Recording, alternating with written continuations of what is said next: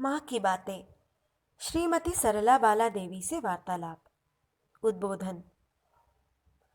मैं उस समय कलकत्ता के 17 नंबर बोसपाड़ा लेन में सिस्टर निवेदिता के स्कूल में पढ़ती थी। एक दिन स्कूल की छुट्टी के बाद सुधीरा दीदी हम 4-5 लोगों को साथ लेकर माँ के घर गई। माँ पूजा घर में आसन पर बैठी थी। कुसुम दीदी एक किताब पढ़ रही थी। हम लोगों के प्रणाम करने पर माँ बोली, बैठो बेटी। सुधीरा दीदी से माँ ने कहा, अच्छी हो तो बेटी, स्कूल की अभी छुट्टी हुई, ये लड़कियां तुम्हारे पास पढ़ती हैं। सुधीरा दीदी, हाँ माँ, ये हमारे पास पढ़ती हैं। माँ, लड़कियां अच्छी हैं, मुझे दिखाकर। यहाँ किसकी लड़की है? अच्छी लड़की है। सुधीरा दीदी, यहाँ एक ब्राह्मण की लड़की है, पास ही घर है।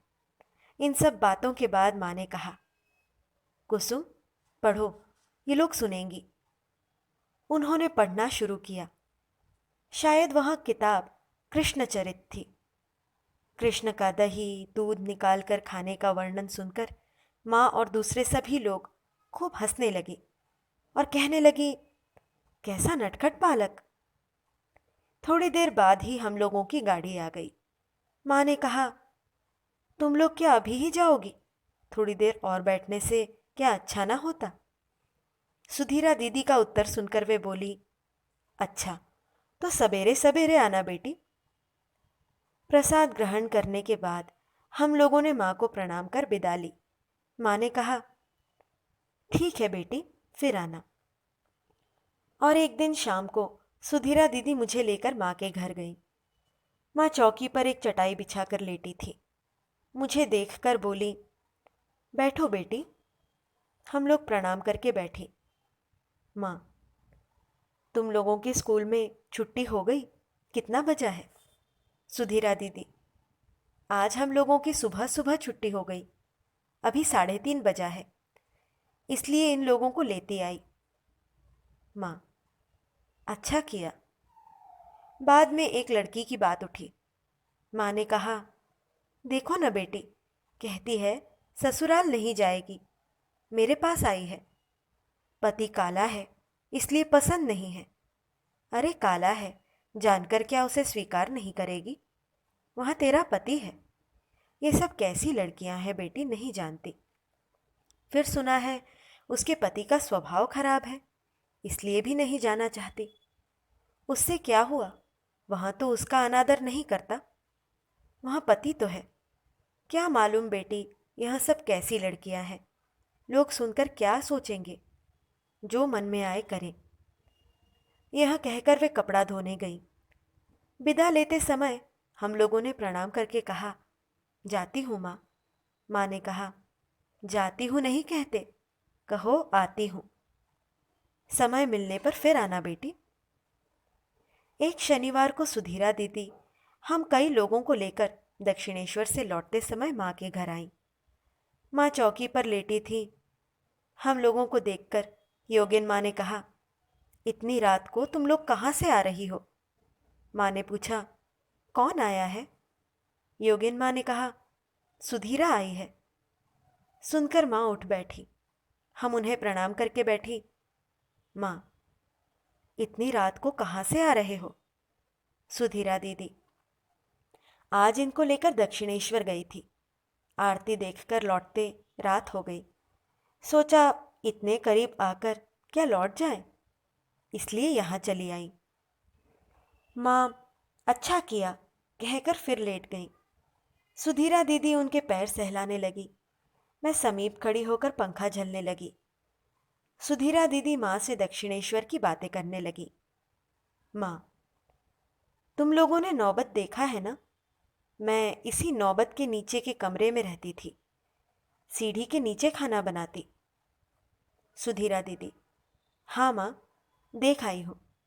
आज भी सामने की ओर टाट से घिरा हुआ है। सीढ़ी के नीचे एक चूल्हा है और मछुआरिनों की टोकरियां आपके उस बरामदे में रखी हुई हैं।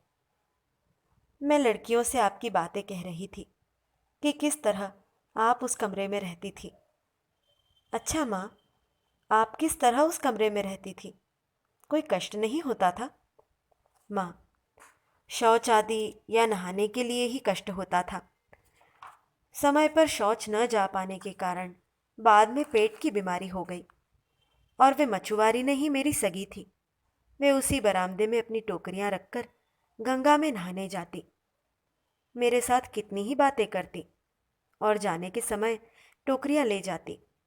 रात में मछुआरे लोग मछली पकड़ते और गाना गाते, मैं सुना करती।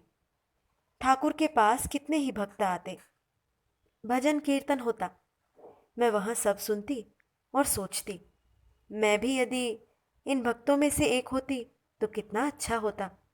ठाकुर के पास रहती, कितनी बातें सुनती। ये योगेन, गुलाब सब जानती हैं। ये लोग मेरे पास आती और कभी कभी ठहरती भी थी। माँ योगेन माँ की ओर देखकर बोली, उस समय क्या ही आनंद था योगेन, कहकर मानो थोड़ा अन्य मनस्क हो गई। योगेन माँ ने कहा, वह आनंद कैसा था उसे क्या मुंह से बताया जा सकता है? याद करने से आज भी प्राणों में कैसा कैसा होने लगता है। इस बार माँ हम लोगों की ओर देखकर बोली, रात हो गई, घर पर डांट तो नहीं पड़ेगी? सुधीरा दीदी, आज थोड़ी बहुत डांट पड़ेगी। इनके घर के लोग यहाँ के प्रति रुष्ट हैं। यदि सुन ले कि वे लोग यहाँ आए हैं तो आपे से बाहर हो जाएंगे। माँ, वही तो बेटी, बच्चियाँ कितनी डांट खाएंगी। कितने प्रकार के लोग हैं, उनका क्या भरोसा है। जो समाज लेकर चलते हैं उन्हें केवल भय ही है। तुम लोग फिर आना बेटी, आहा कितना डांटेंगे। सुधीरा दीदी, इतना भी यदि ये लोग सहन न कर पाई तो ये लोग क्या करेंगी? आपके आशीर्वाद से उन्हें कोई भय नहीं रहेगा। माँ, ठाकुर की कृपा से सब सीधे हो जाएंगे। यदि डांटे तो कुछ मत कहना। संसार में कितने प्रकार के लोग रहते हैं, सब कुछ सहन करके रहना पड़ता है। ठाकुर कहते थे, श श स तीन है, जो सहता है वही रहता है। हम लोगों के लिए ठाकुर से हाथ जोड़कर बोली, ठाकुर रक्षा करो। हम लोगों ने उन्हें प्रणाम करके विदा ली। छुट्टियों में एक दिन दोपहर को सुधीरा दीदी और हम 3 लोग माँ के घर गए। माँ ने हम लोगों को देखकर कहा, पूजा के कमरे में बैठो, मैं भोग देकर आती हूँ।